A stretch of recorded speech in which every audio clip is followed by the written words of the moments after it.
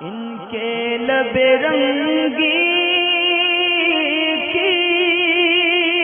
نچھاور تھی کہ جس نے علی بٹ ہیں،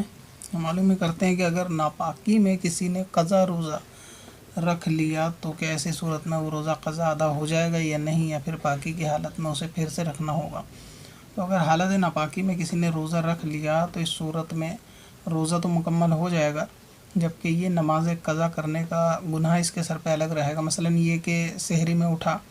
سحری وغیرہ کھائی، یا پھر یہ کہ روزے کی نیت سحری میں کر لی اور ابھی اس کو احتلام ہوا، ابھی غسل کی حاجت ہے لیکن اس نے فجر نہیں پڑھی یا نہیں پڑھنی، اور اسی صورت میں روزہ کرے گا، مکمل کر لے گا تو اس کی قضا ادا ہو جائے گی۔ لیکن اتنی دیر تک ناپاک رہنا ہے کہ جس میں کوئی نماز کا وقت چلا جائے،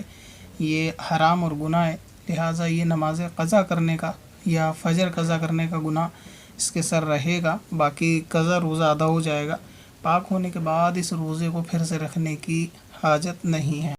ان کے لب رنگی کی نچھاور